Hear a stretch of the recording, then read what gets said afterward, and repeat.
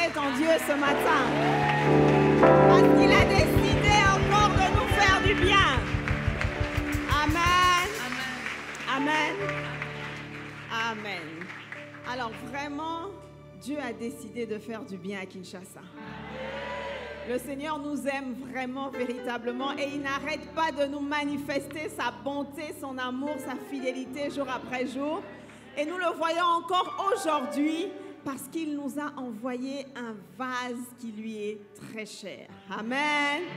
Le Seigneur nous a envoyé quelqu'un qui l'a préparé, qui l'a façonné et qui continue de façonner. C'est vraiment une femme que mon mari et moi, nous aimons beaucoup.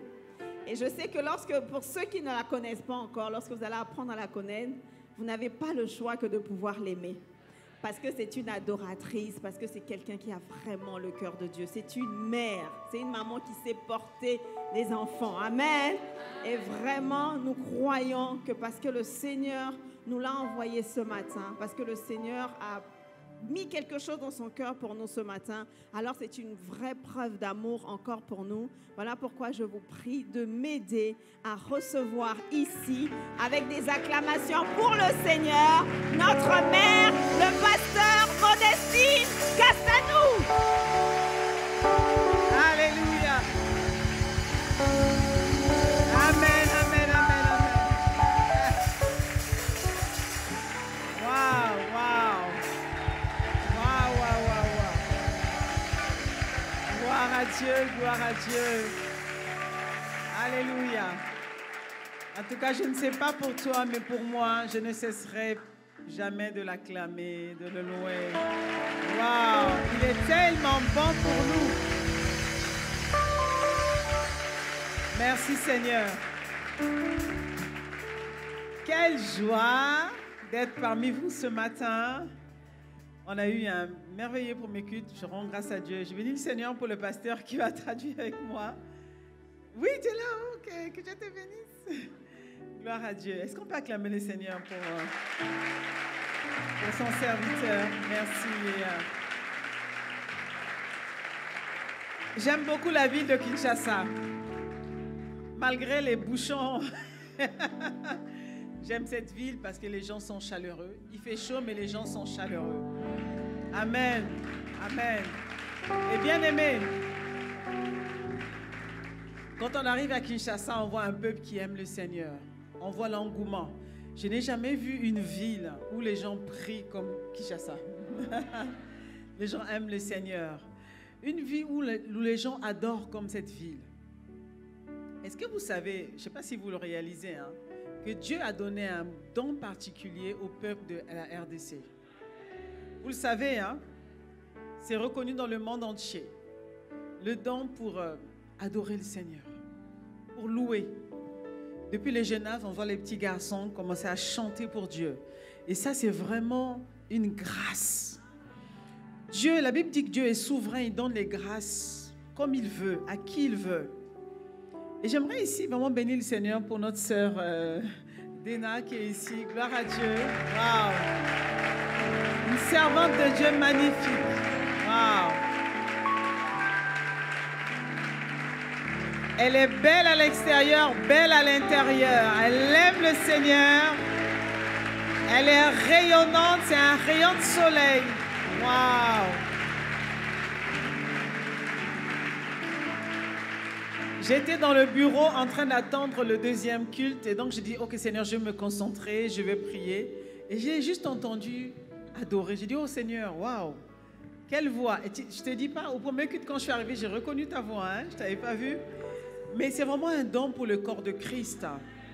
Et c'est pour ça que quand Dieu donne comme ça quelqu'un pour son corps, il ne faut pas cesser d'adorer le Seigneur, de dire merci à Dieu. Mais quand vous la voyez aussi, bénissez Dieu pour sa vie. Amen. Elle est vraiment un don. Je vous assure qu'il y a quelques temps, quelques années maintenant, lorsque nous avons fêté nos 10 ans, le ministère des Femmes d'Impact à Paris, elle est venue pour un temps de célébration. C'était juste waouh. Voilà, dès qu'elle a pris le micro, la présence de Dieu qui est descendue en ces lieux, comment les gens étaient touchés. C'est juste magnifique, bien-aimé. Donc vraiment, merci Dena. Que le Seigneur te bénisse. Je ne savais pas que j'allais te trouver ce matin. Gloire à Dieu. Amen.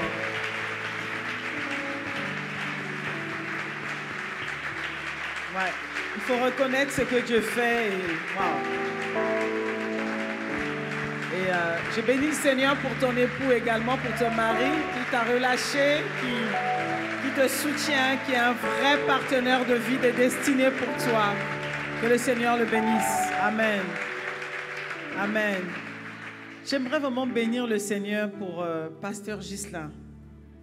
Est-ce qu'on peut acclamer le Seigneur? Vraiment, pour ce serviteur magnifique. Waouh! Vous savez, quand Dieu vous donne des enfants, et vous savez reconnaître dans le cœur de chaque enfant ce que Dieu lui a donné, c'est vraiment quelqu'un de humble, obéissant. Plus obéissant que lui, je n'ai pas vu. Vraiment, depuis que le Seigneur l'a envoyé vers nous et quand il a commencé à servir, tout de suite, on a commencé à le bousculer. Tu vas à tel endroit, il part, il laisse sa famille, il est parti. C'est un vrai serviteur. C'est quelqu'un qui peut dire, ce n'est plus moi qui vis, c'est Christ qui vit en moi. Voilà. Et le simple fait qu'il est avec vous ici à Kinshasa, vous ne connaissez pas le prix qu'il a payé. Mais on rend grâce à Dieu pour l'obéissance jour après jour dans sa vie. Amen. Est-ce qu'on peut acclamer le Seigneur pour son serviteur, Pasteur Ghislain, pour son épouse, Pasteur Rosie, ma fille que j'aime beaucoup. Alléluia.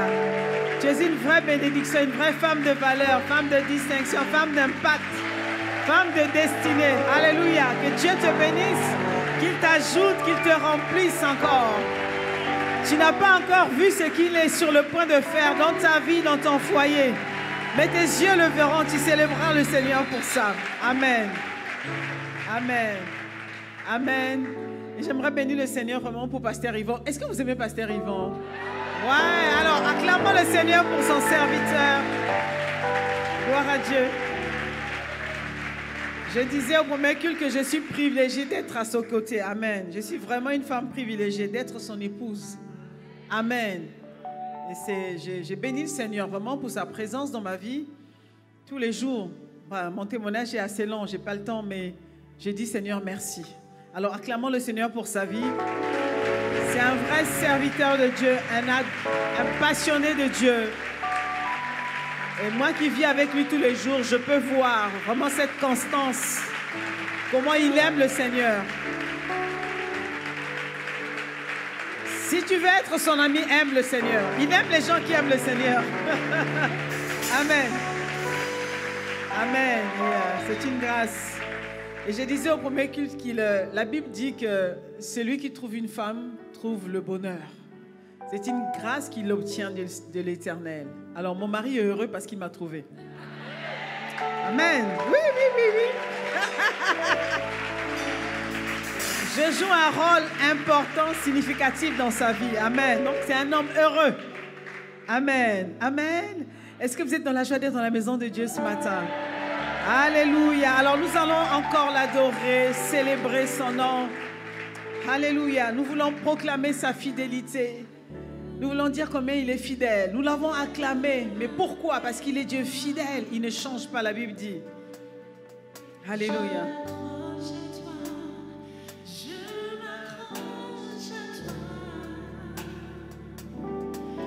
Tu as promis d'être avec moi, ta fidélité durera toujours, ta fidélité durera.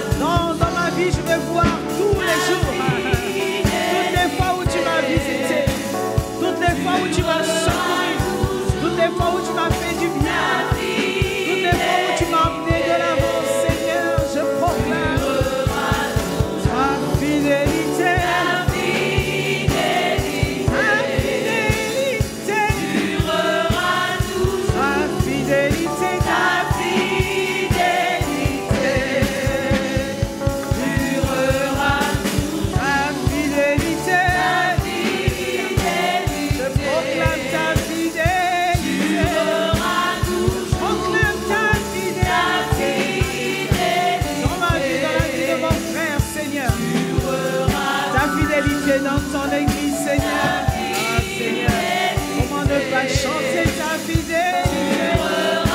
Comment ne pas proclamer ta fidélité? Ah, mon âme te célèbre, mon âme bénit ton nom. Que tout au-dedans de moi chante ta fidélité. Proclame, oh tes bienfaits, Seigneur. Tu es mon roi, mon Seigneur, mon sauveur. Tu as travaillé dans ma vie, Seigneur.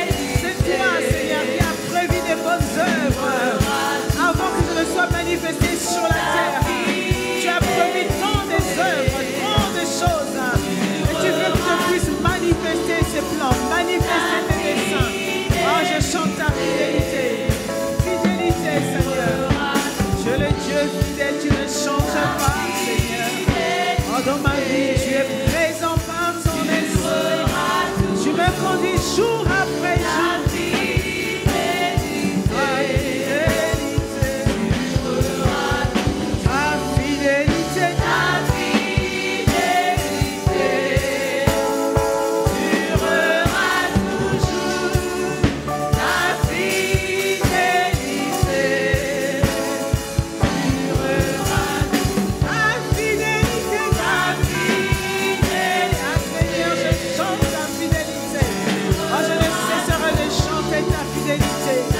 Je ne cesserai de contempler ta grandeur, ta magnificence. Oh, ta fidélité, durera toujours. Ta fidélité durera toujours. Bien-aimé, prends le temps d'élever la voix devant le Seigneur. Dis-lui, Seigneur, tu es fidèle.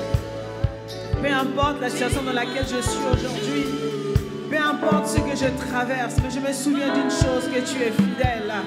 Tu as dit dans ta parole que tu ne nous abandonneras point, tu ne nous délaisseras point, tu demeureras fidèle dans nos vies, fidèle pour nous conduire, fidèle pour nous instruire, fidèle pour nous montrer le chemin, fidèle pour prendre soin de nous, fidèle pour nous porter, fidèle pour nous emmener dans les hauteurs.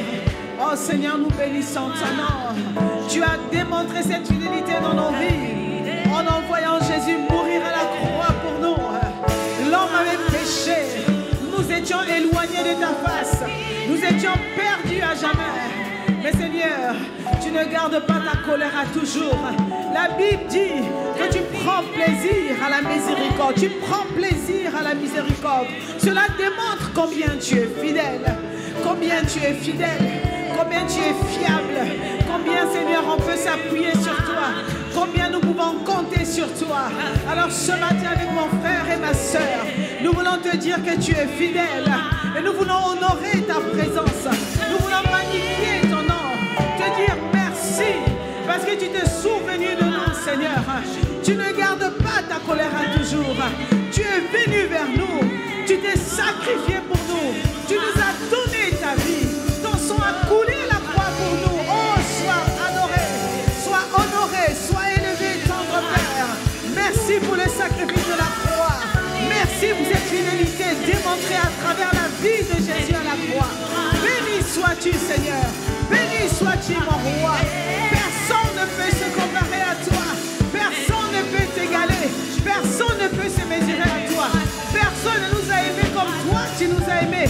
Et personne ne continue à prendre soin de nous comme toi, tu prends soin de nous. Reçois notre reconnaissance ce matin. Reçois notre gratitude, nos actions de grâce. Ce matin, nous sommes là pour toi. Ce matin, c'est devant ta face que nous nous tenons. Ce matin, c'est devant toi que nous nous tenons. Nous sommes venus à ta rencontre. Et nous prions, Seigneur, que tu puisses visiter chacun de nous, Seigneur. Libère ta parole. Libère ta parole. Car avant de visiter ton peuple, tu envoies ta parole. Avant de visiter ton peuple, tu envoies ta parole. Oh Seigneur, libère ta parole. Que ta parole court comme un javelot. Brise les chaînes de l'esclavage. Brise les chaînes de l'ignorance. Que ta parole, Seigneur, relève quelqu'un. Que ta parole redresse quelqu'un ce matin. À toi la gloire. À toi nos actions de grâce. Sois béni, tendre Père. Sois magnifié. Sois honoré. Dieu le bienvenu en ce lieu. Mon Dieu, mon roi. Alléluia. Alléluia. Mon Dieu, mon roi. Hey. Mon Dieu.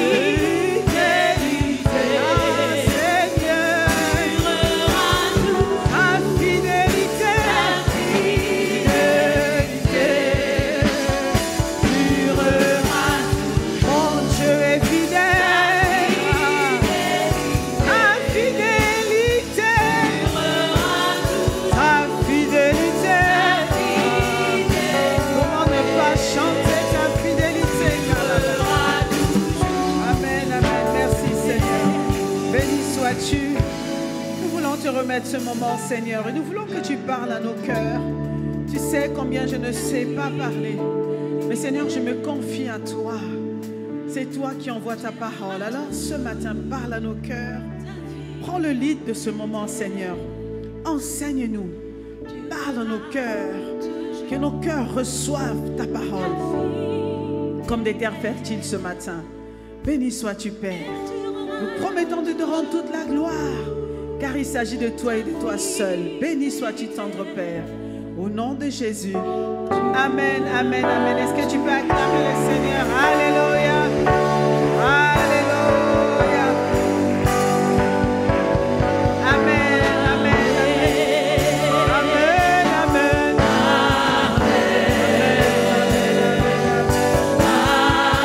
Amen à sa présence.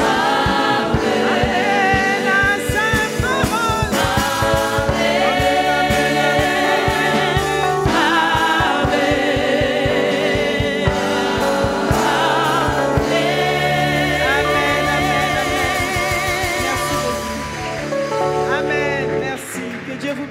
Amen.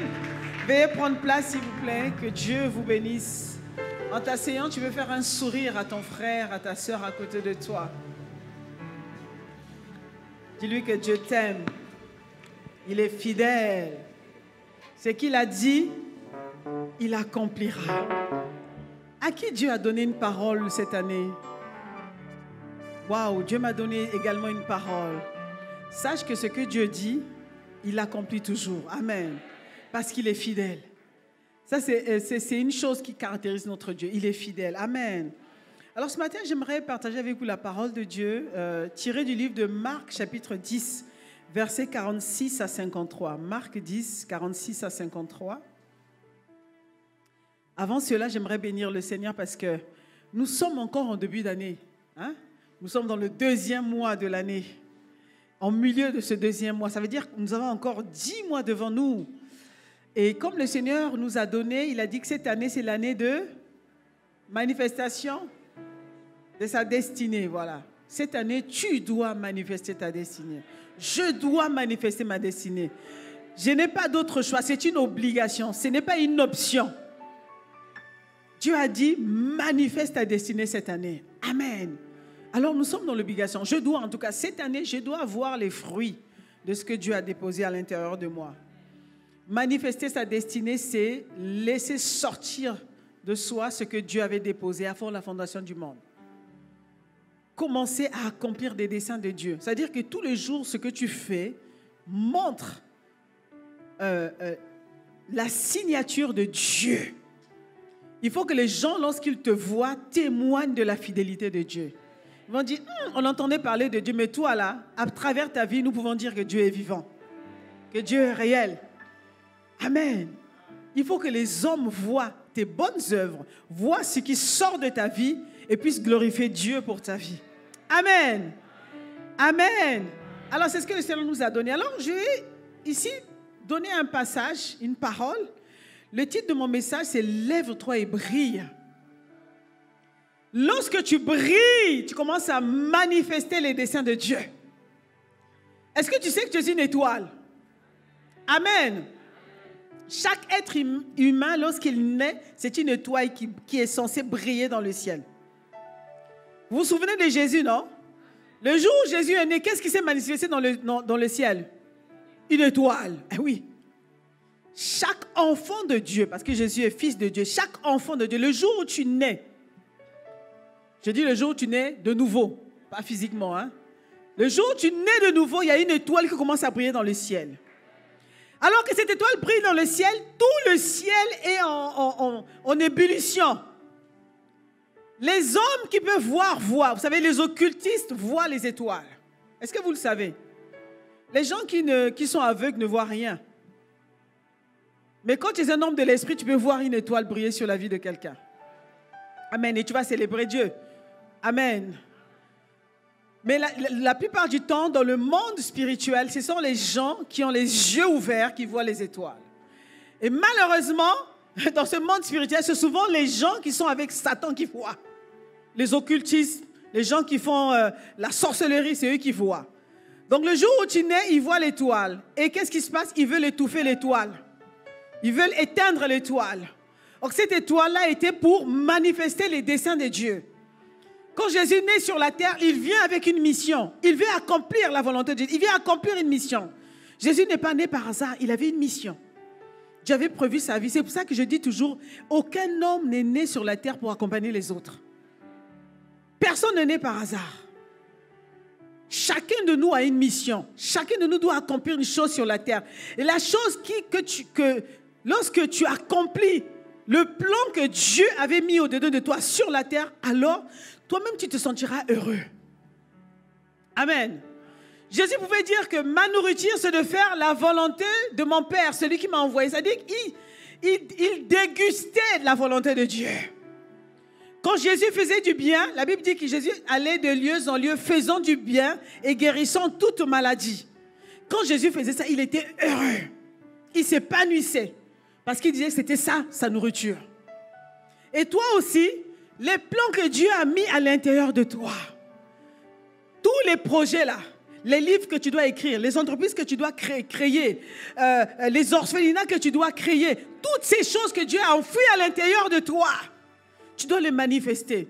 C'est lorsque tu vas accoucher de ces projets, alors tu seras heureux. Tu te sentiras bien. Tu diras comme Jésus, ma nourriture c'est de faire la volonté de Dieu. Qui a un projet? Qui a plusieurs projets? Moi je lève les deux mains. J'aimerais tellement faire des choses. Chaque enfant de Dieu transporte quelque chose. Chaque enfant de Dieu n'est pas sur terre par hasard.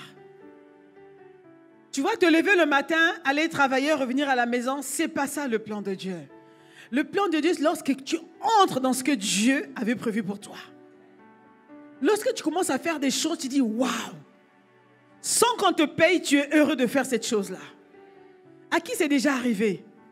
Moi, ça m'est arrivé plusieurs fois.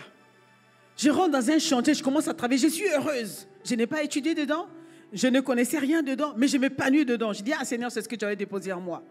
Et Dieu me l'a confirmé à plusieurs reprises pour dire que je n'ai pas besoin de ta capacité. Je n'ai pas besoin de ta force. Je n'ai pas besoin de tes talents. J'ai besoin de ce que moi j'ai mis au-dedans de toi. Alors quand tu ne le connais pas, tu cries à Dieu. Dieu te montre quelles sont les choses qu'il a enfouies à l'intérieur de toi. Et quand tu es sur le couloir là, en train de manifester, c'est ça qu'on appelle manifester sa destinée.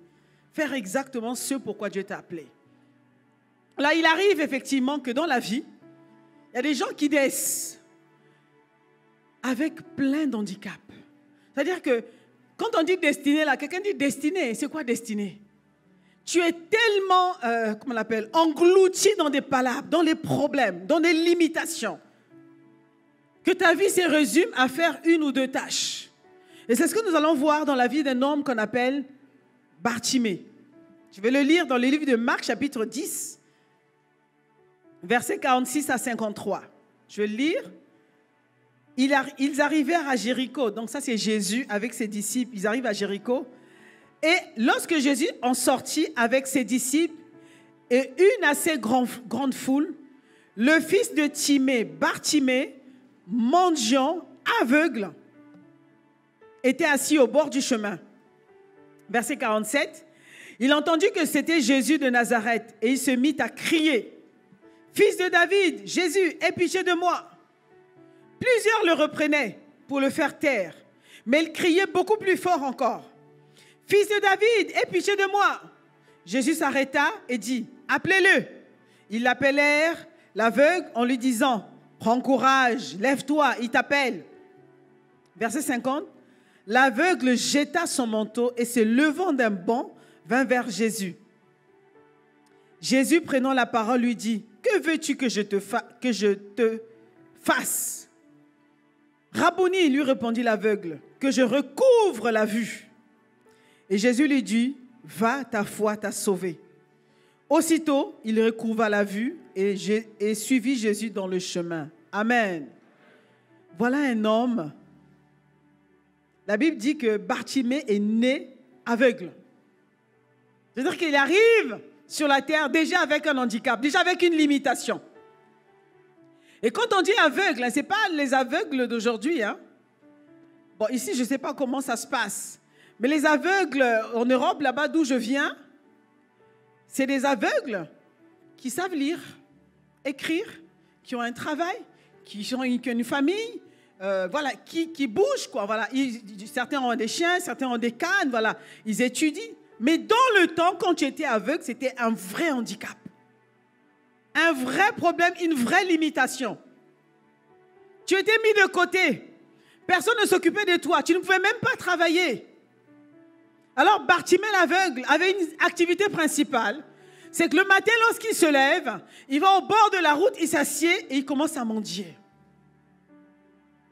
Et je peux voir cet homme, tous les matins, commencer à chercher aujourd'hui qu'est-ce qui va m'emmener, parce qu'il ne pouvait pas marcher de lui-même. Il fallait que quelqu'un ait compassion de lui, l'emmène jusqu'au bord de la route et le fasse asseoir et il tend la main. Il ne voyait rien. C'était son train-train quotidien, c'était son quotidien. C'est-à-dire que Bartimée, on parle de destinée, il ne savait pas ce que c'est qu'une destinée. Sa vie se limitait à ça, parce qu'il avait un handicap. Sa vie se limitait à se lever, aller s'asseoir, attendre que quelqu'un vienne lui donner une pièce. Alors si tu parles de Bartimée, de destinée, il dit, mais de quoi tu parles? Bien-aimé, il n'a pas choisi d'être aveugle, il est né aveugle. Il est né aveugle. Il ne l'a pas choisi. Alors, cette situation, cette position le maintenait assis. Tout le monde connaissait l'aveugle qui était assis. La Bible dit qu'il était assis. Il ne pouvait pas se lever. Il ne pouvait pas se projeter. Il ne pouvait pas avoir des plans. Il ne pouvait pas avoir des projets. Sa vie était limitée. Alors ce matin, le Seigneur te demande, qu'est-ce qui dans ta vie te limite? Tu as des projets, tu as des plans. Tu veux manifester ta destinée. Qu'est-ce qui dans ta vie est comme une limitation?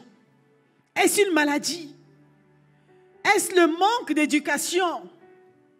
Est-ce le manque d'instruction? Est-ce le manque de moyens? Est-ce la pauvreté? Est-ce le célibat qui dure? Qu'est-ce qui te limite? Qu'est-ce qui fait en sorte que dans le lieu secret, tu dis, Seigneur, si seulement tu pouvais me donner telle chose, ma vie serait peut-être meilleure. Qu'est-ce qui fait alors que tu viens à l'église, tu chantes, mais quelque part, tu as des frustrations à l'intérieur de toi?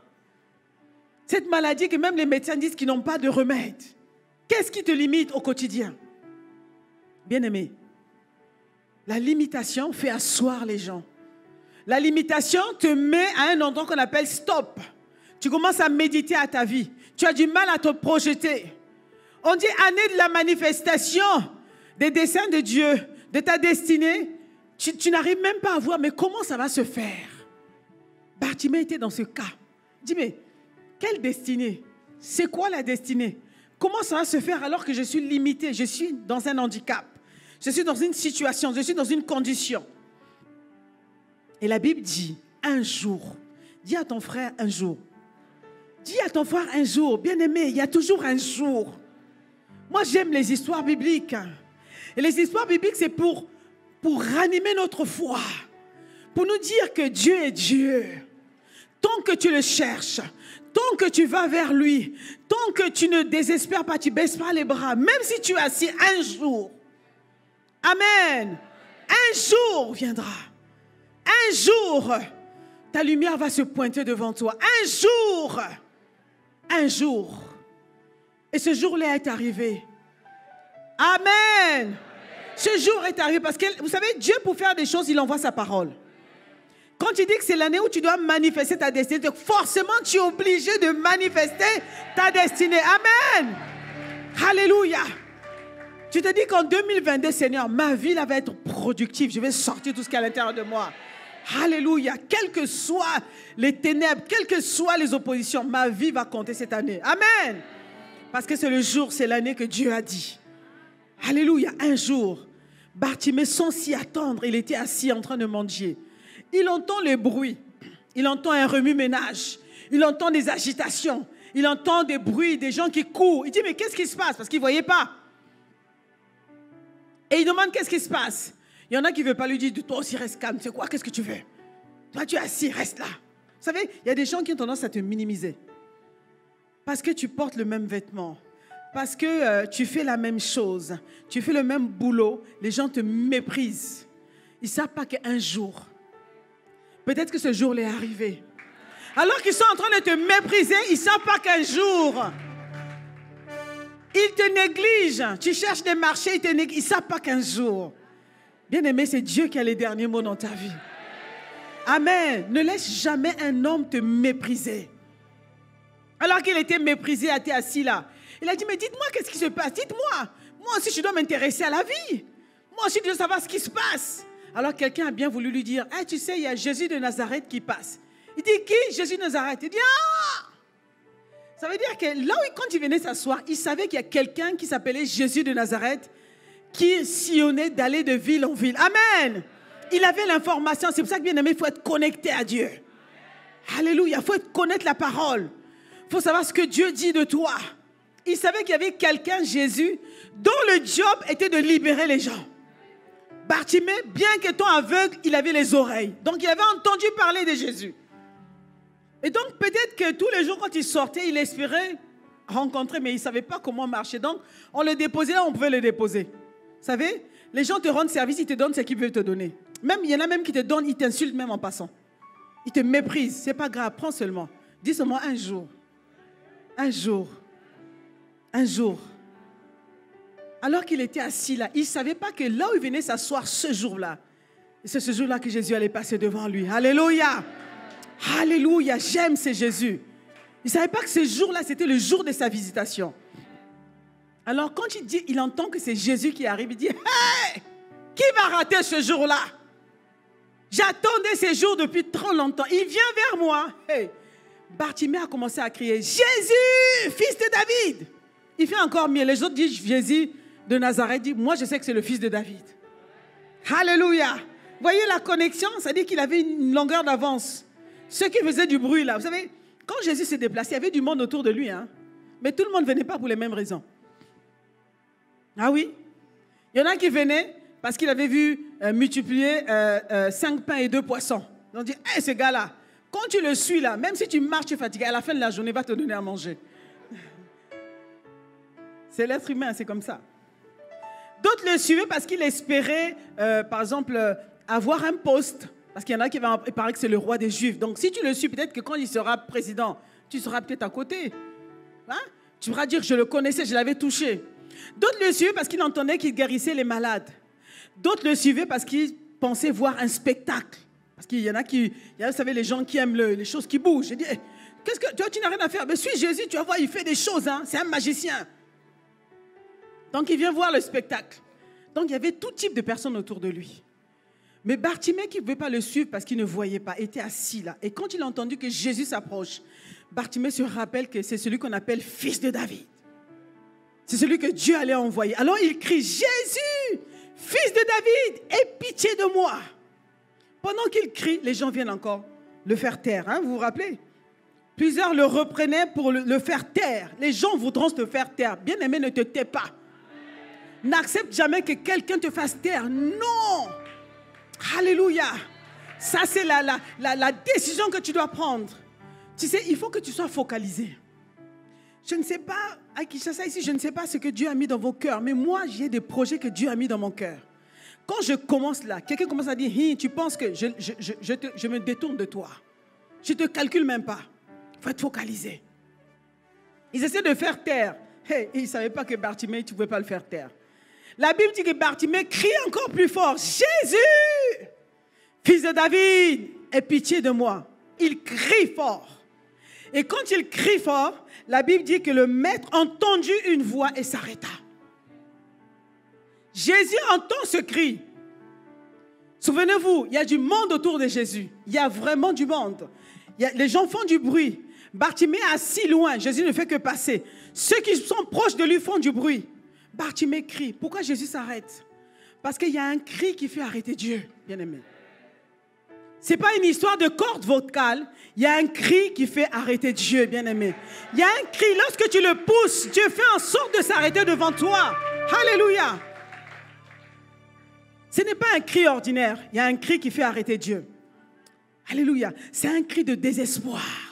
C'est un cri de ras-le-bord. C'est un cri de ça suffit, il faut que ça change. Ma vie doit compter. Ça doit changer. Ma situation doit changer. Bien-aimé, tu ne dois pas te plaire dans la condition dans laquelle tu es. Si tu n'es pas satisfait, pousse un cri à Dieu. Tu dis, Seigneur, je veux te rencontrer. Seigneur, je veux te voir. J'en ai assez de suivre les autres. J'en ai assez du très très quotidien. Je veux te voir. Alors il poussa un cri encore plus fort. Et Jésus s'arrêta. Et ce cri me rappelle, vous savez, quand on dit un cri, souvent on pense, je vais boire un peu parce que ma voix, j'ai tellement crié aussi, n'est-ce pas? Dieu a entendu mon cri.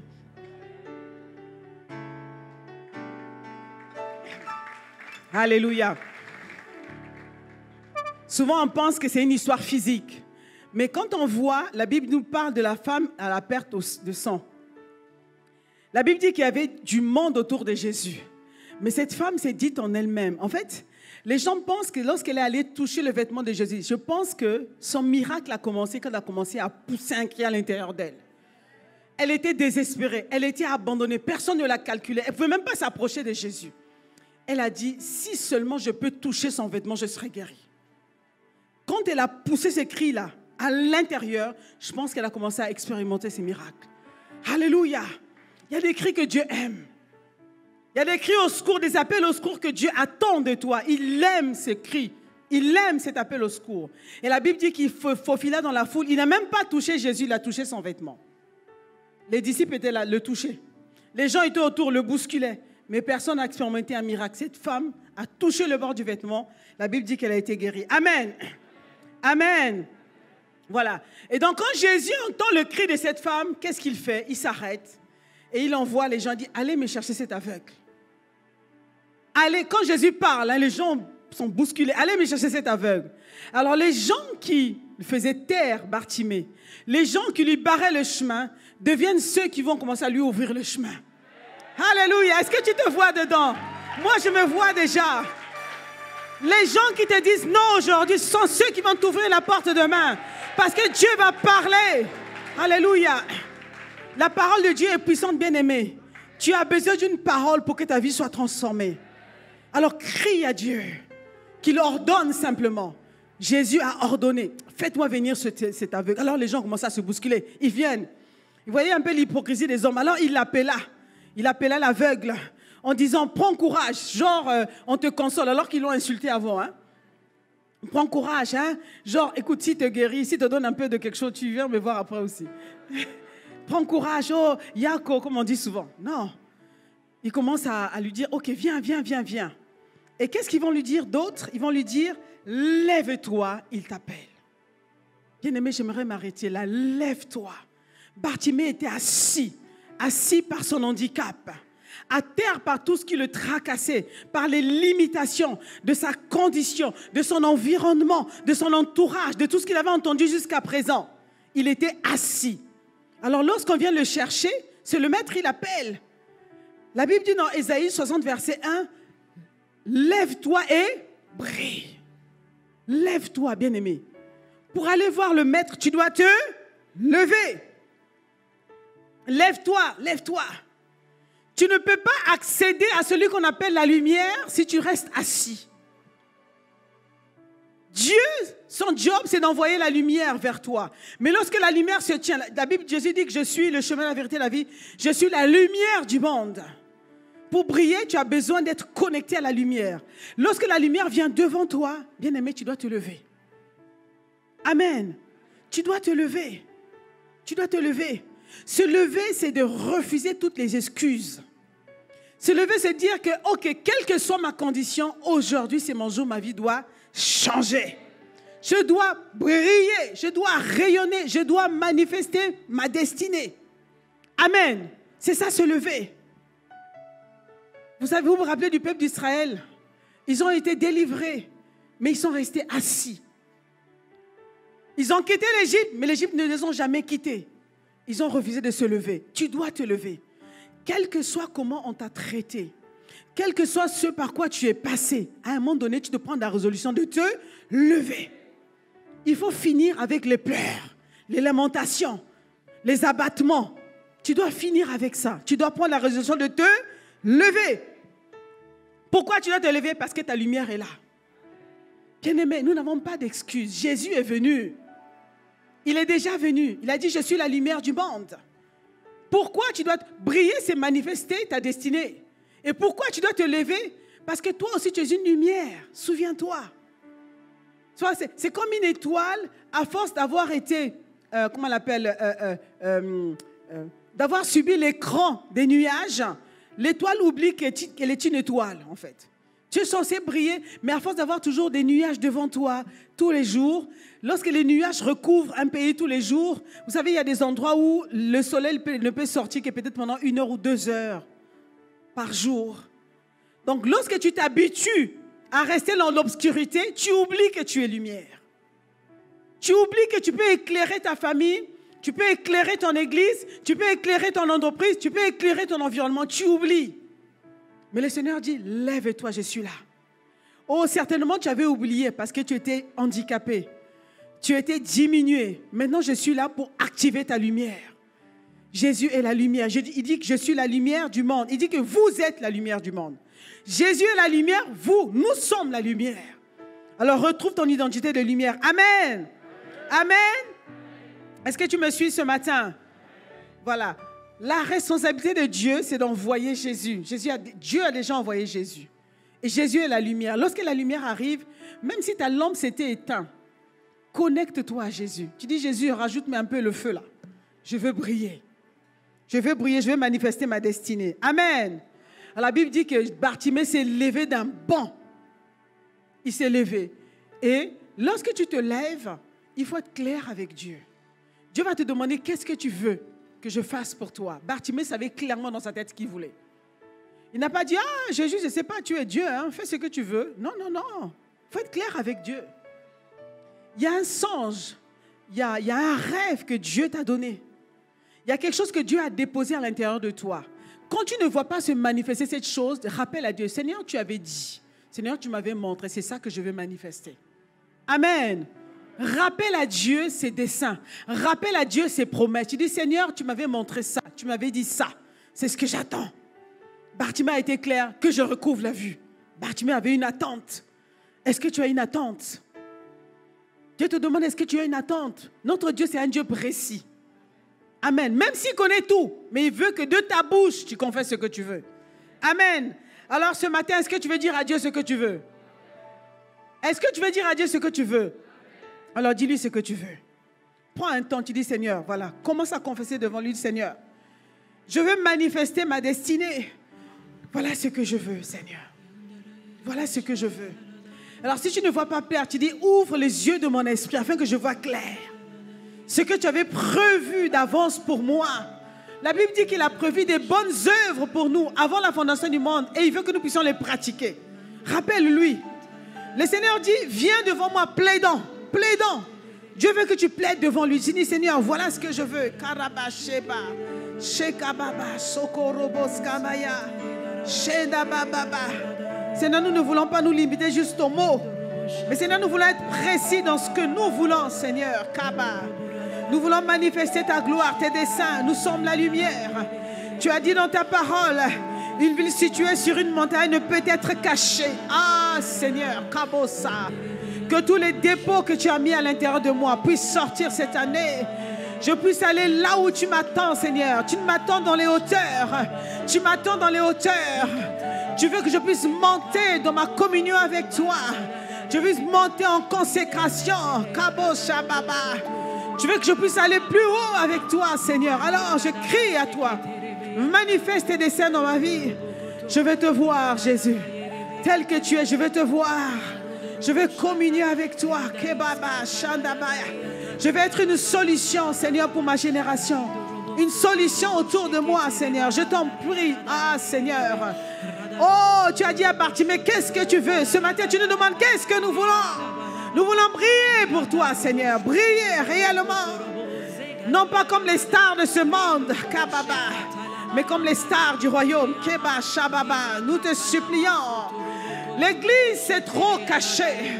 L'église s'est trop cachée avec des excuses. Alors que nous avons un Dieu qui a tout. Tu posais toutes choses, Seigneur. Alors nous crions à toi, Seigneur. Entends nos supplications. Sheba Baba, Koroboskabaya. Sheba Baba. Bartimée a demandé, Seigneur. Parce que Bartimée croyait que tu pouvais le faire. Il t'a appelé fils de David. Il a dit, aie compassion de moi. Tu as eu compassion de Bartimée. Seigneur, aie compassion de nous aujourd'hui. Nous te demandons, révèle-nous ton cœur. Montre-nous tes desseins, Seigneur. Ne nous cache pas ta face à jamais. Kaba, Shebeba, Koroboskariandaba, Sharabaya. Nous voulons te vivre. Nous voulons te vivre, Seigneur. Shebaba, nous te supplions, Seigneur. Fais-le, fais-le. Fais-le dans la vie de mon frère, de ma sœur. Nous ne voulons pas être des chrétiens limités, Seigneur. Des chrétiens qui racontent des fables. Nous ne voulons pas passer notre temps à dire Alléluia, Amen. Mais nous voulons voir la manifestation de ta gloire, de ta puissance. Manifeste-toi, Seigneur, dans nos vies. Manifeste-toi. Seigneur, découle Seigneur, ta feuille de route à travers nos vies. Que le monde voit que tu es vivant à travers nous. Nous te supplions, Seigneur, nous te supplions. Oh, fils de David, sa puissance de Dieu. Tu es présent parmi nous par ton Esprit Saint, Esprit. Esprit de force, esprit de puissance, esprit de révélation, Karaba. Il y a des livres qui doivent être écrits, il y a des chants qui doivent être chantés, il y a des révélations qui doivent être données, il y a des vies qui doivent être transformées. Seigneur, nous crions à toi, il y a des entreprises qui doivent être créées, il y a des villes qui doivent être construites, Seigneur, il y a des vies qui doivent être transformées, Seigneur. Fais-le, fais-le. Nous savons que c'est ta volonté, alors nous te demandons, fais-le, Seigneur, fais-le parmi ton peuple, fais-le au milieu de nous. Personne n'est venu cette terre pour accompagner les autres.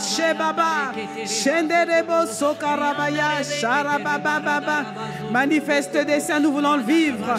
Nous voulons les vivre. Nous ne voulons pas juste les compter, mais nous voulons les toucher. Nous voulons les palper. Nous voulons les vivre. Oh, notre Dieu, notre roi des Baya, Shababa. Tu es présent parmi nous par ton Esprit. Saint-Esprit, fais-le, fais-le. Fais-le, fais-le, fais-le. Karabababa. Libère tes grâces, c'est Baba. Libère tes grâces en ce lieu. Kerabababa. Qu'un homme reçoit, Seigneur, reçoit ce que tu avais prévu d'avance. Que les yeux d'une femme s'ouvrent afin de voir ta grandeur, afin de voir ses desseins que tu avais prévus d'avance pour elle et qu'elle puisse y entrer.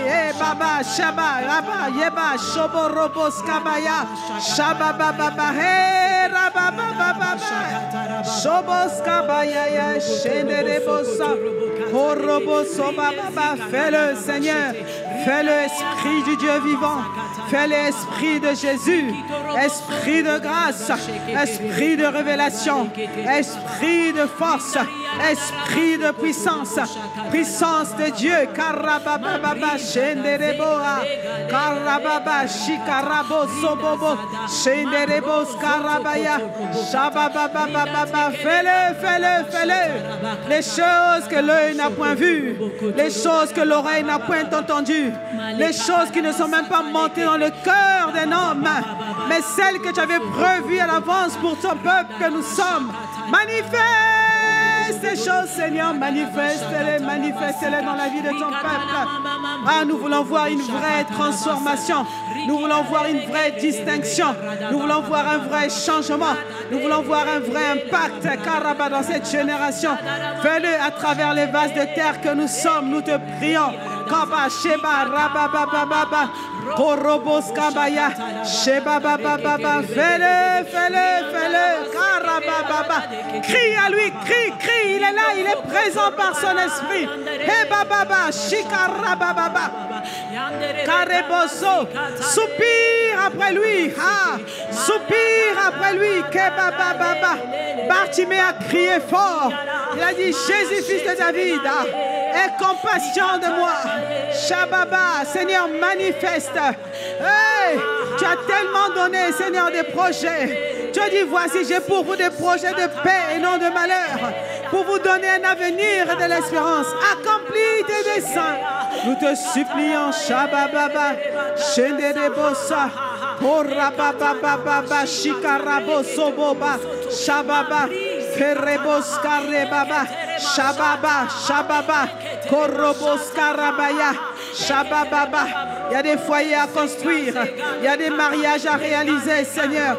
Il y a des bâtiments à construire, il y a des cités, des villes à construire. Karabababa. Il y a des climats, le climat d'un pays à transformer, l'atmosphère spirituelle d'un pays à transformer. Fais-le!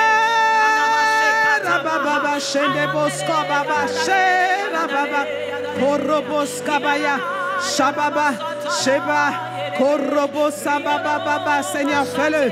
Fais-le au-delà de ce que nous pouvons te demander maintenant, au-delà de ce que nous pouvons penser, au-delà de ce que nous pouvons nous attendre, par ton esprit qui agit en ces lieux, par le Saint-Esprit qui agit en ces lieux, par le Saint-Esprit qui agit en ces lieux. Fais-le! Nous crions, Kaba, Kaba, Kaché, Korobo Sakaba, Kobaba, Shikababa, Korobo Sokoraba, Baba, Sheba, Karabo Sokoroba, Kareba, Baba, Shikara. Karebo Sokora Yama Shikara Kora Baba Sheraba Ke Baba Shenderebo Soba Baba Karaba Soupir après Rikaba Baba Shenderebo Karebaya Baba Shende Baba Kobo Sokara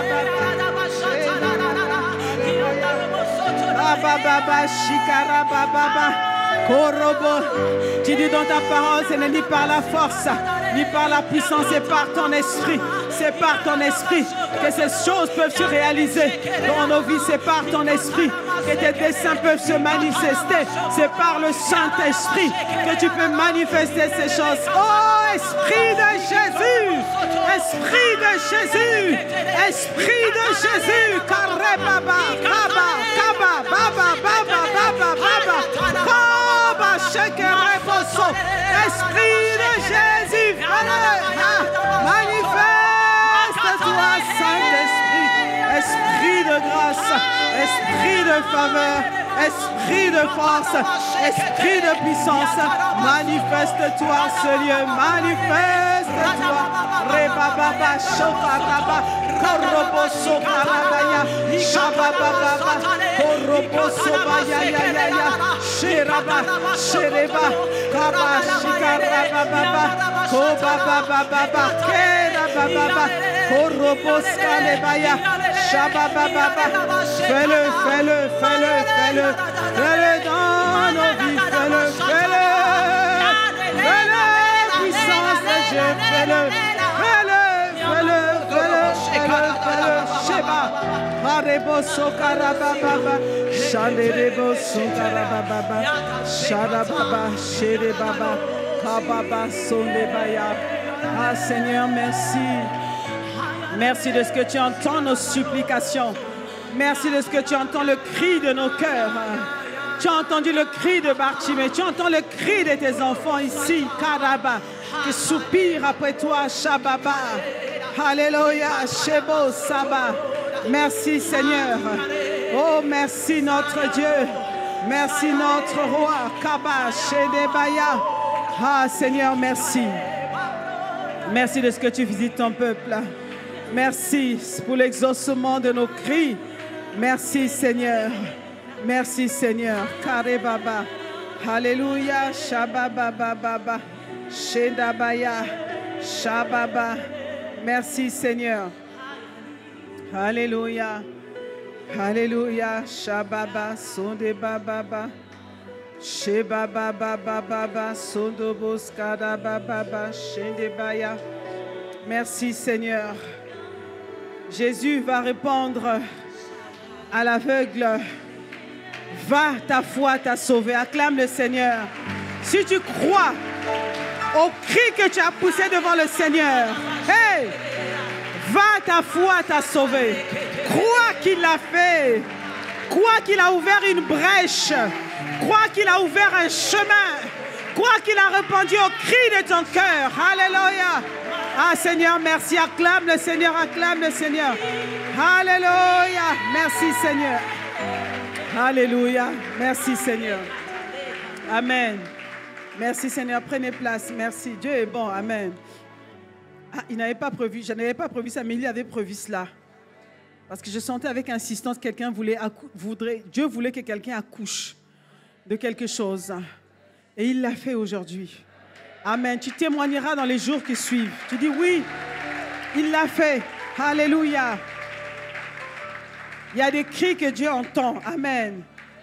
Alors nous avons vu la vie de Bartimée. La Bible dit qu'il bondit d'un pas et il recouvra la vue. Amen. Et sa vie ne fut plus jamais la même. Il est devenu disciple de Jésus. Il a commencé à suivre Jésus lui aussi. Alors, je me suis dit, ça c'est Bartimée. Mais j'ai aussi remarqué, bien-aimé, dans la vie, des fois, en fait, il y a des gens qui sont nés avec tout. Tu es né avec des grâces. Le Seigneur t'a doté des capacités. Tu sens que dans ta vie, il y a un appel particulier. Tu sens en fait que voilà, tu es privilégié. Ah, on n'a pas honte à dire ça, hein? Ça peut arriver. Tout va bien dans ta vie. Tu commences ta vie et à un moment donné, les choses de la vie, les circonstances te clouent au sol. Ce que tu vas commencer à traverser. Bartimée, lui, il était né comme ça, aveugle. Il a rencontré la lumière. Il fut éclairé. Et la Bible nous parle d'un homme ici qui vraiment, c'était un homme béni. C'est un homme béni. C'était un homme béni dans la Bible. Cet homme s'appelle Joseph. La Bible nous parle de l'histoire de Joseph. Vous pourrez le lire tranquillement à la maison. Genèse chapitre 37, chapitre 39, 40, 41 et 42. Vous le lirez tranquillement. C'est une histoire particulière, bien aimée. Je ne pouvais pas parler de Bartimée sans parler de Joseph. Parce que Joseph, c'est un autre cas de figure. Voilà quelqu'un qui naît dans une famille. Il a la faveur de son père. Il est aimé de son père. Vous voyez? Vous pouvez avoir des enfants, mais vous sentez que dans la vie d'un enfant en particulier, il y a quelque chose. Donc, vous commencez à suivre de très près cet enfant. Alors, Joseph faisait partie d'un de ses enfants. Joseph était fils de Jacob. Jacob avait 12 enfants, n'est-ce pas? Les 12 tribus d'Israël. Amen. Et parmi les 12, Jacob avait un œil particulier sur Joseph. À tel point que la Bible dit que Jacob va donc confectionner un habit un peu spécial, comme un manteau de couleur qui symbolise en fait la royauté. Il va confectionner pour un seul enfant, Joseph, et il va venir donner ce manteau à Joseph. Donc Joseph était heureux. Il savait qu'il était aimé de son père. Il aimait ses frères. C'était un enfant joyeux. Tout lui souriait. Jusqu'au jour où, en fait, Dieu lui montre qu'il est appelé de lui. Amen. Dieu montre à Joseph qu'il est appelé, comme Dieu t'a montré qu'il t'a appelé. Il t'a montré les choses qu'il veut faire avec toi. Et un jour, Joseph va faire un songe. Il est tellement heureux parce que ce songe-là, il a beaucoup parlé, quoi. Alors, il va appeler ses frères. Heureux, il est content. Il appelle ses frères, il dit, venez, venez. Vous savez, quand tu as une bonne nouvelle, tu as envie de partager avec les autres. Mais bien aimé, il y a des bonnes nouvelles qu'on ne partage pas. Parce que les ennuis de Joseph ont commencé le jour où il a partagé justement cette bonne nouvelle. Le jour où Joseph a partagé son songe, le rêve que Dieu lui a donné, tout a commencé à se gâter autour de lui. Pourquoi? Parce que Joseph a rendu public ce que Dieu était sur le point de faire. Son père savait, Dieu savait.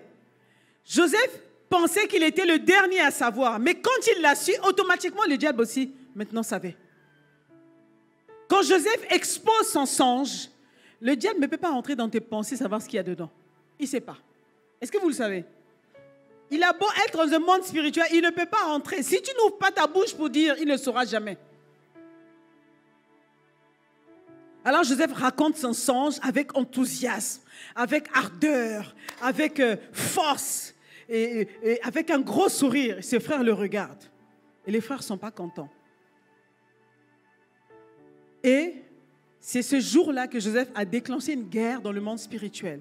C'est-à-dire que l'enfer a décidé de faire avorter le plan de Dieu. L'enfer a décidé de faire échouer Joseph. C'est comme si cette étoile qui était née, qui allait commencer à briller. Il y a comme des nuages, des ténèbres sont venus pour obscurcir le ciel. Et le ciel de Joseph a commencé à s'obscurcir. Et le diable n'est pas allé loin. Vous savez, souvent les attaques, nous pensons que ça va venir de loin. Ça vient souvent de la maison. Les gens qui sont avec toi, les gens à qui tu confies les secrets là, c'est eux-là qui vont te trahir. Jésus est venu parmi ses disciples. Ah, c'est comme ça que Dieu fait les choses. Alors, Joseph est trahi par ses frères. Ses frères décident de le tuer, premièrement. Je fais court, hein. Ils décident de tuer Joseph. Et parmi eux, un des frères qui s'appelle Ruben décide de dire, ok, non, ne le tuons pas. Vraiment, ne tuons pas Joseph. Pardon, s'il vous plaît, jetons-le dans un puits. Parce que Ruben aimait vraiment. Vous savez, il y a toujours quelqu'un qui vous aime. Il y a toujours quelqu'un, au moins, malgré, ils étaient 12, mais il y en a un qui a dit, pardon, ne le tuez pas, s'il vous plaît. Parce que la Bible dit que Ruben pensait délivrer Joseph. Il voulait que ses frères le jettent dans un puits, et quand ils allaient partir, il allait venir délivrer Joseph. C'est ce que la Bible dit. Alors, il le jette dans un puits, et ils sont assis, en train d'attendre. Tout d'un coup, il y en a un qui s'appelle Judas. Vous voyez? Ce n'est pas Judas le traître, hein? Judas, c'est l'ancêtre de Jésus. Vous avez vu, vraiment, tous les gens que Dieu a utilisés, chacun a ses casseroles. Hein? Il n'y a aucun homme parfait. C'est terrible quand même. Judas qui dit, oh, bon, tuer, pourquoi pas, mais bon, ça ne sert à rien, on ne va rien gagner. Vendons-le au moins, on aura de l'argent. Vous voyez, ça c'est Judas, l'ancêtre de Jésus. Hein? Judas a une superbe idée, vendons-le. Comme ça, on va avoir de l'argent et puis voilà, l'affaire est close. Donc, Joseph est vendu par ses frères. Joseph, donc, voilà quelqu'un qui a un manteau royal. Non seulement le manteau est déchiré, vous voyez, il y a comme les ténèbres qui commencent à planer, vous voyez. Est-ce que tu t'es déjà vu, tu commences à réaliser les choses, tout d'un coup, tu as l'impression que le ciel se ferme. Et des fois, quand tu n'as pas le discernement, tu penses que c'est Dieu qui ferme les portes. Non, c'est les ténèbres qui se sont levées contre toi. Quand tu décides de briller, bien-aimé, tu seras résisté. Tu vas voir le diable en face.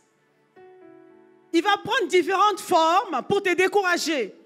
Parce que le but de l'ennemi, c'est d'échouer, de faire avorter les plans de Dieu. Tu as eu une idée, un songe, un rêve. L'ennemi va se tenir devant toi. Parce qu'il veut absolument avorter ses desseins. Donc, Joseph est vendu. Il n'est plus un prince avec le manteau, il est vendu comme esclave. Il atterrit dans la maison de Potiphar, esclave. Regarde un peu le parcours de Joseph. Hein? Il arrive là-bas, il est faussement accusé. Il est jeté en prison. Alors, si tu étais à la place de Joseph, qu'est-ce que tu allais faire? Moi, je pense qu'au premier complot, j'allais dire, c'est quoi cette histoire? Hein? Qu'est-ce que j'ai fait? Pourquoi mes frères m'ont abandonné? Pourquoi mes frères m'ont rejeté? Ils m'ont rejeté parce qu'ils ne m'aiment pas, tu vois? C'est ce qu'on appelle l'esprit de rejet. Vous savez, il y a des gens que vous rencontrez dans la vie et à chaque fois ils disent pourquoi les gens ne m'aiment pas. Ils transportent en eux l'esprit de rejet. Parce qu'ils vont donner une série d'enseignements sur les forteresses. Souvent, les forteresses naissent des choses que nous avons vécues.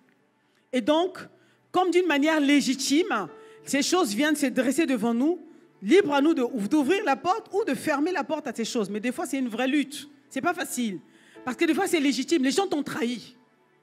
Tes propres frères. Donc, tu te sens rejeté. Comme David. David était rejeté par son père. David était un enfant de la honte, caché dans la brousse. Mais lorsque vous regardez la vie de David, David n'a jamais laissé le rejet gagner son cœur. Ça, c'est le secret de ceux qui veulent briller, bien-aimés.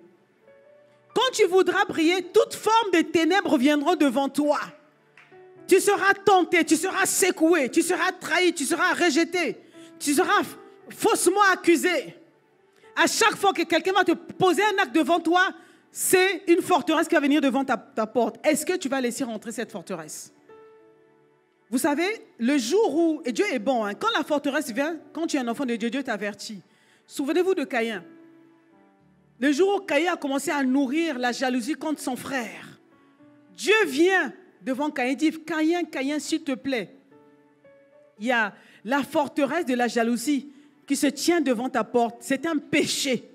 Voilà. Il y a des choses, des fois, on pense qu'on m'a fait, donc je dois. Hein? On sent que je suis légitime de ressentir ces choses. Il n'y a pas de légitimité avec le péché, c'est le péché. Même si tu n'as rien fait, c'est le péché. Donc Dieu t'avertit toujours. Il dit, attention, tu as une destinée à accomplir. Tu dois briller. Attention, c'est un piège de l'ennemi. Il veut faire avorter les plans de Dieu dans ta vie. Donc il vient devant toi sous une forme. Joseph pouvait faire naître en lui le rejet. Joseph n'a pas accepté le rejet. Il va dans la maison de Potiphar. Il commence à servir, travailler en tant que serviteur. Amen. En tant que serviteur, bien-aimé. Ce que je vous dis là, c'est des choses que moi-même j'ai vécues personnellement. J'aime parler des choses que j'ai vécues parce que je sais ce que c'est. Moi, j'étais habituée, j'aime aider les gens, j'aime encourager, j'aime, quand j'arrive dans un milieu, je vais donner des idées, j'aime faire participer les gens, j'aime voir les gens émerger. Donc, je m'investis à 100% dans les relations. Et un jour, je me suis rendu compte qu'en fait, que les gens à qui je faisais beaucoup de bien, certains d'entre eux me trahissaient. Et ça me faisait mal. J'ai dit, mais pourquoi? Pourquoi ça? Je commençais à méditer sur le mal que les gens me faisaient. Au lieu de regarder le bien que je leur faisais, je commençais à méditer.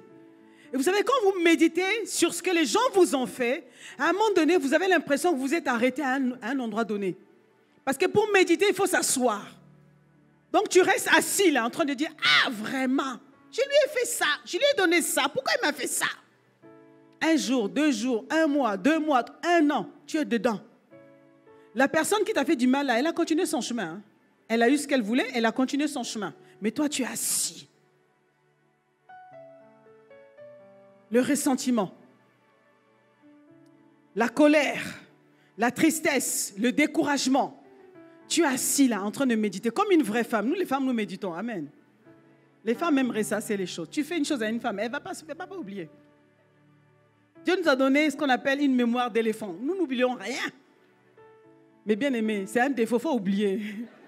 Il faut oublier, c'est pas bien. Amen, acclame le Seigneur. Ouais.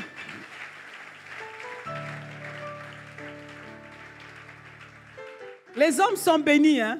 Ils oublient. Mon mari fait les choses, il oublie. Moi, je n'oublie pas. Quand l'occasion vient, je rappelle, mais ce n'est pas bien, il faut oublier. Parce qu'en fait, tu n'avances pas, en fait. Tu es coincé dans le passé. Tu ne peux pas avancer.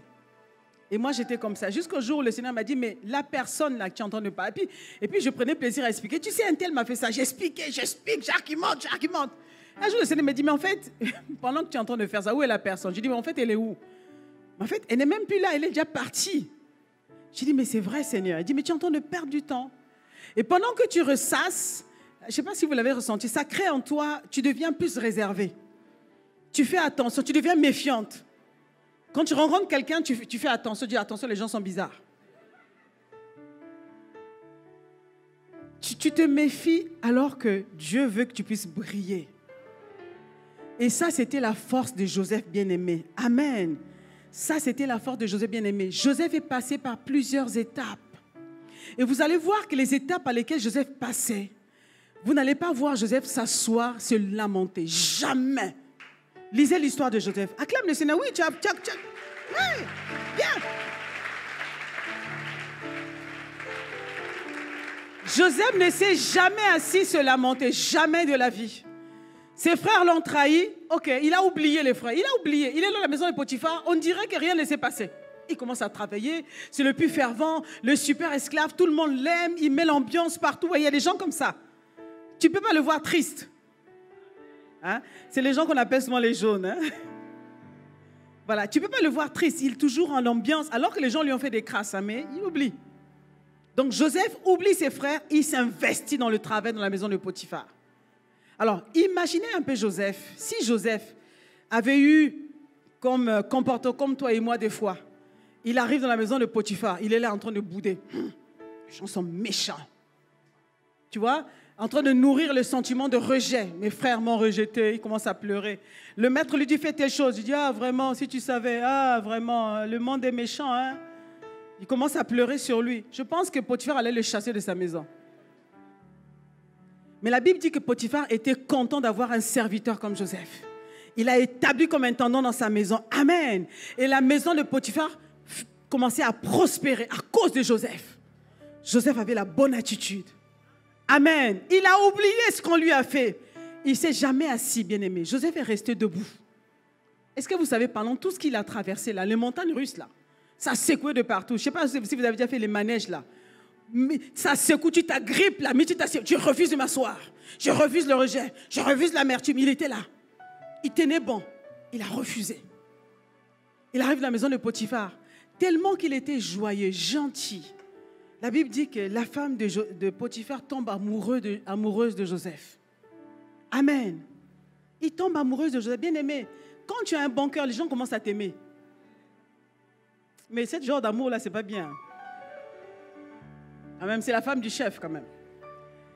La femme de Potiphar est, comme on dit, fond-off devant Joseph. Elle dit, mais ce n'est pas possible. Quel jeune homme!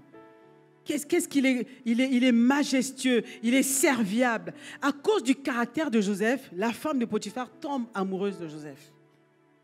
Et bien aimé, vous allez voir, si Joseph avait gardé le rejet dans son cœur, ça c'est les pièges des esprits, des forteresses. S'il avait gardé le rejet, parce qu'il avait le droit de garder le rejet dans son cœur, les frères l'ont rejeté. S'il avait gardé le rejet, il allait se coucher avec la femme de Potiphar. Parce que les gens qui ont un esprit de rejet recherchent l'amour. Ils veulent que les gens les aiment. Donc, ils sont prêts à se brader pas cher pour que les gens les acceptent. Ce qui montre que Joseph n'avait pas d'esprit de rejet en lui, c'est qu'il a refusé les avances de Madame Potiphar. Amen. Il a refusé, il dit non.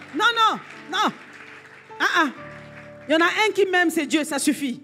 Ce genre d'amour-là, ce n'est pas clair. Je te respecte, je te sers, mais je ne peux pas sortir avec toi. Il a refusé les avances de Madame Potiphar. Et heureusement qu'il a refusé. Parce que si Joseph avait accepté les avances, Joseph ne serait jamais allé en prison. Parce que c'est en prison que ça se passe. Alléluia. C'est en prison que Joseph doit rencontrer les serviteurs du Pharaon.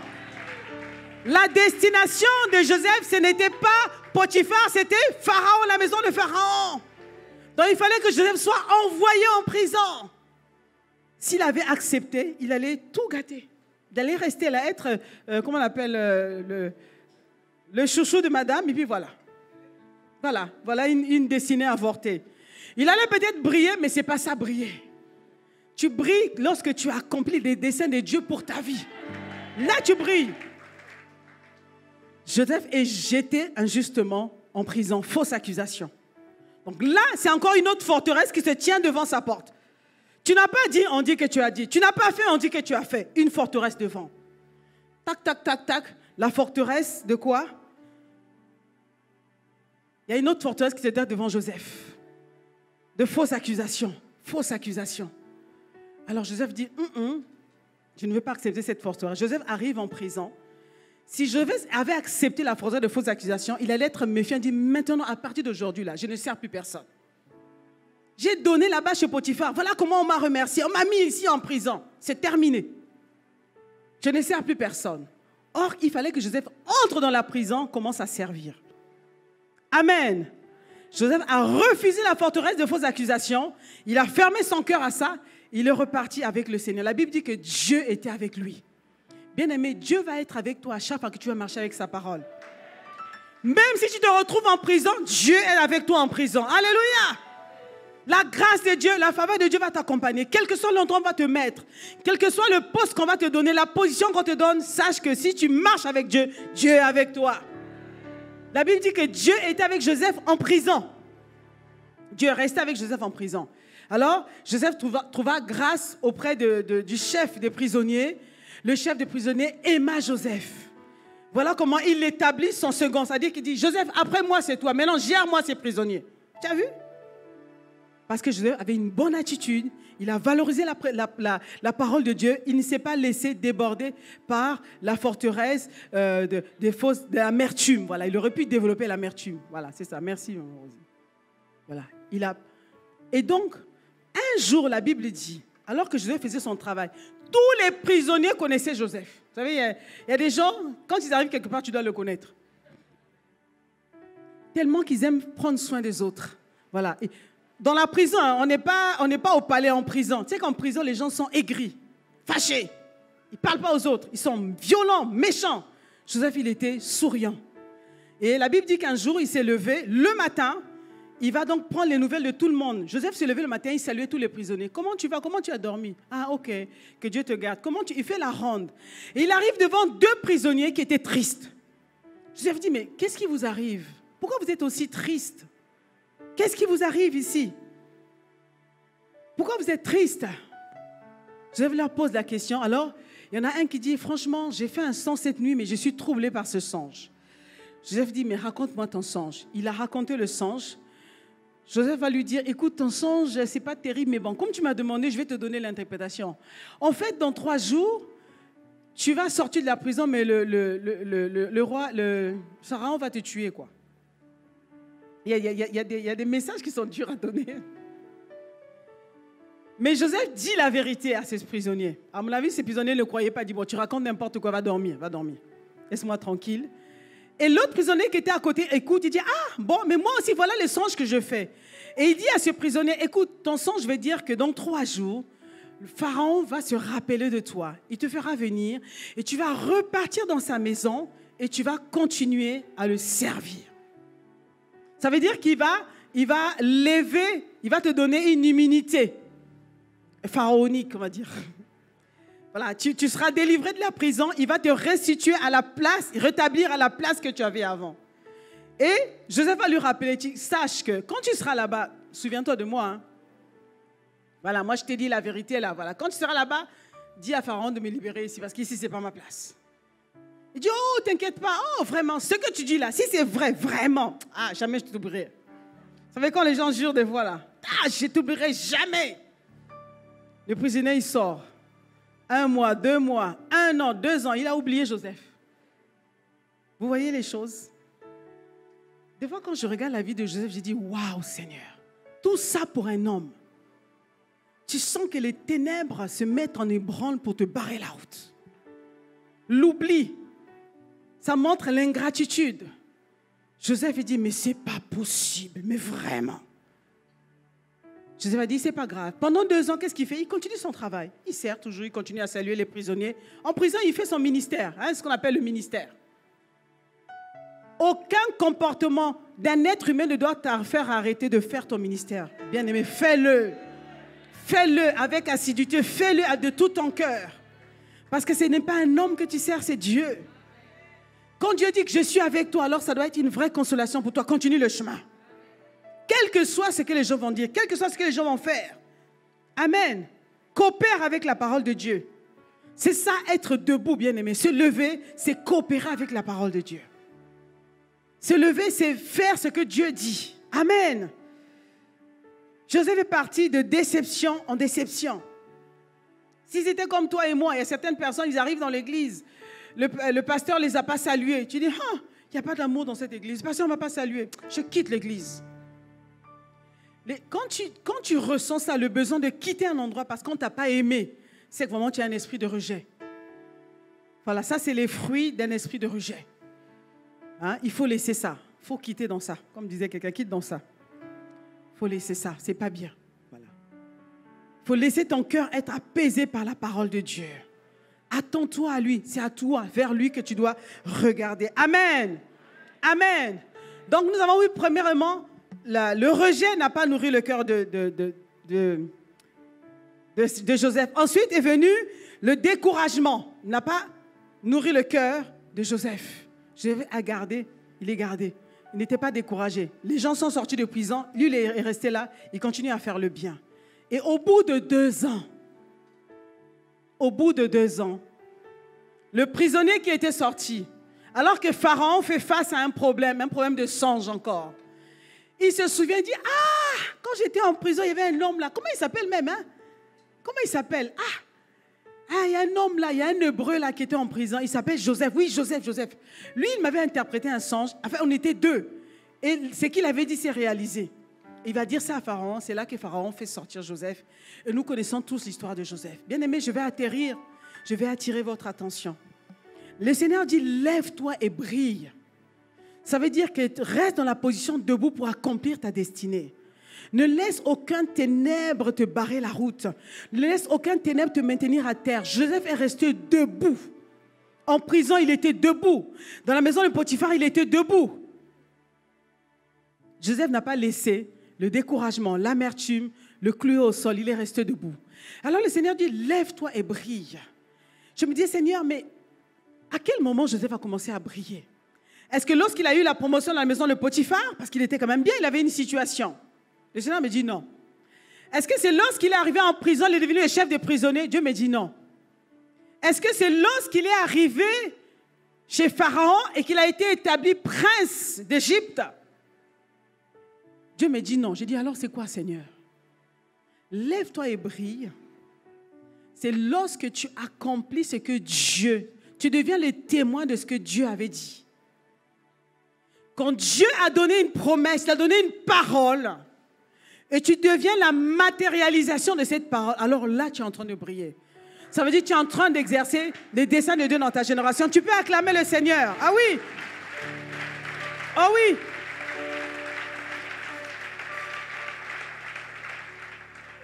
Joseph pouvait arriver au palais de Pharaon et ensuite s'asseoir.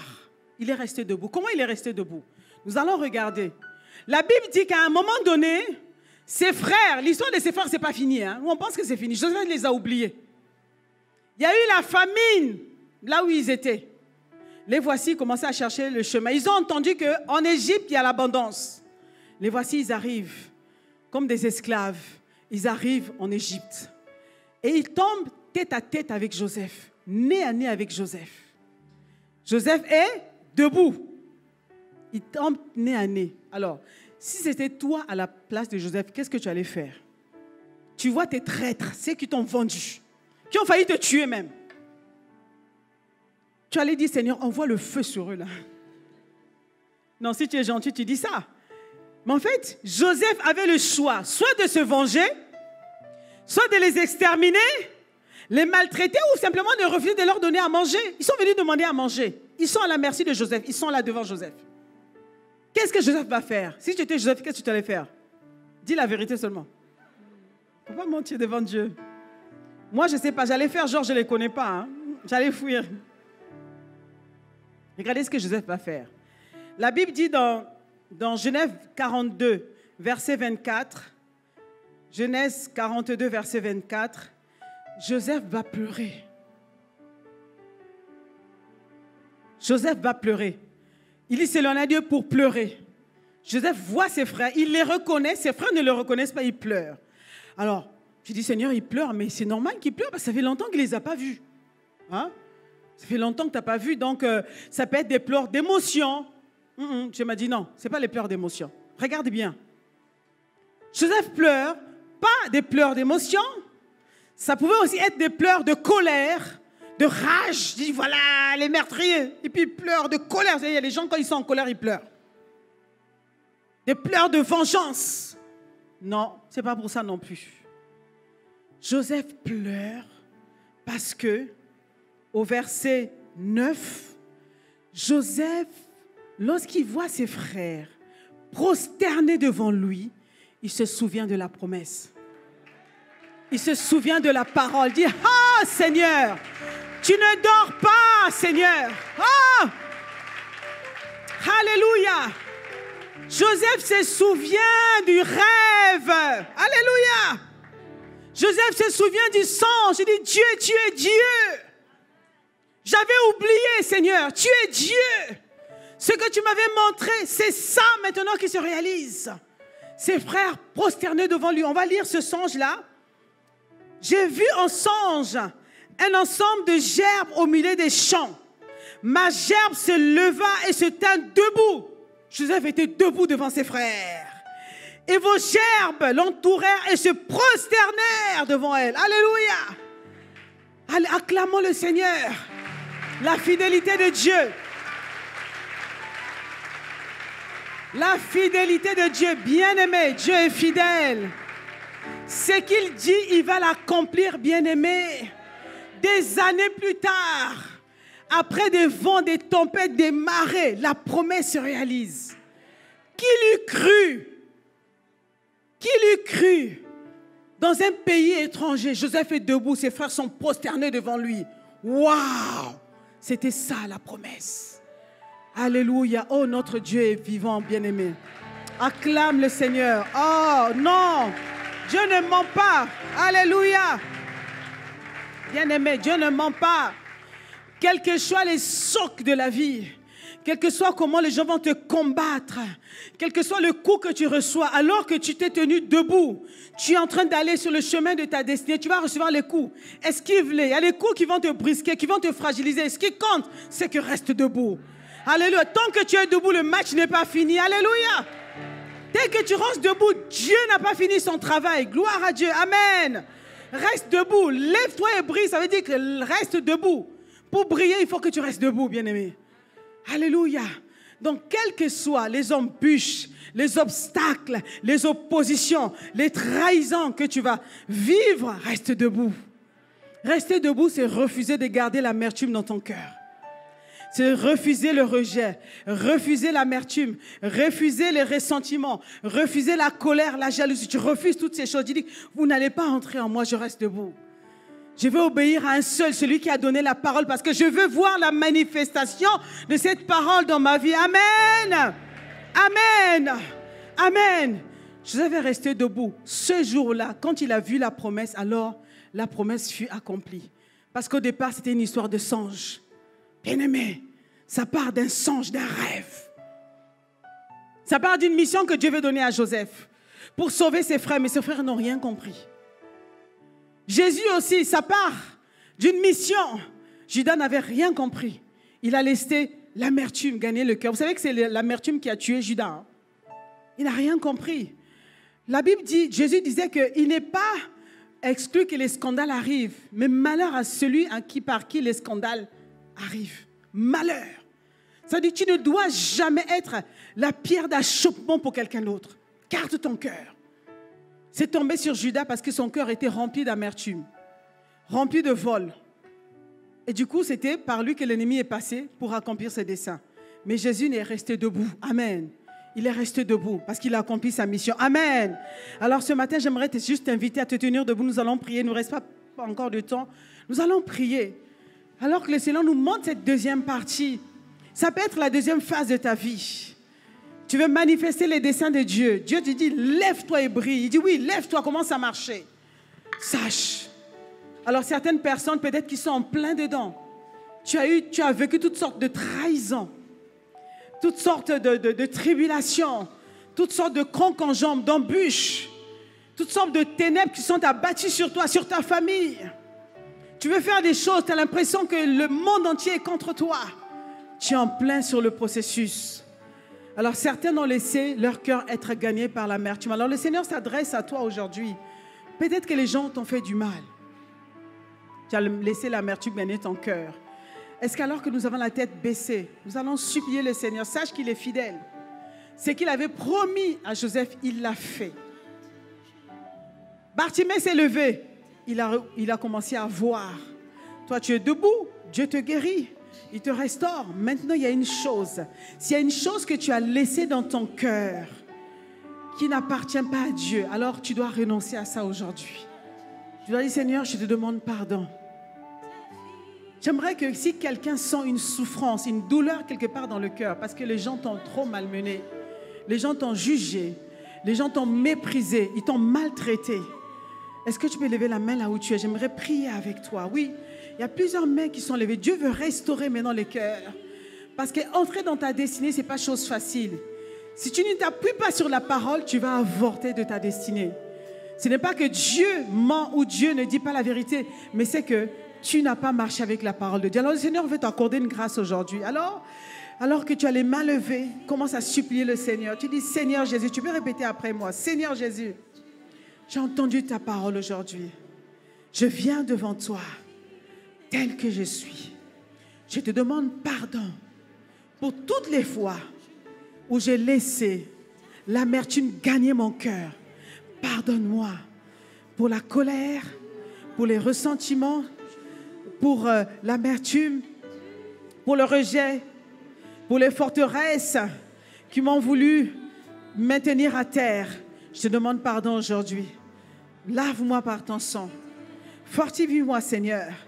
Merci, Père, de ce que par ta grâce, Seigneur Jésus, et la puissance du Saint-Esprit, je peux désormais me tenir debout. et courir vers ma destinée. À toi la gloire. Au nom de Jésus. Amen, amen, amen. Alléluia. Alors que nous acclamons le Seigneur, nous allons chanter sa fidélité. Alléluia. Oui, chante sa fidélité. Seigneur, durera toujours. Seigneur, ta fidélité durera toujours. Ta fidélité, ta fidélité, ta fidélité.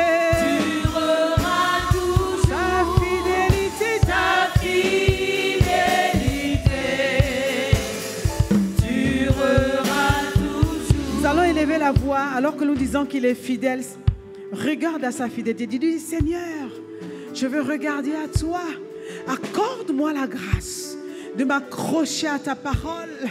La Bible dit que tu es la lumière. Tu as dit, je suis le chemin, la vérité et la vie. Je suis la lumière, Karabaché. Et tu m'as dit également, Seigneur, en ce qui me concerne, je suis la lumière du monde. Seigneur, merci.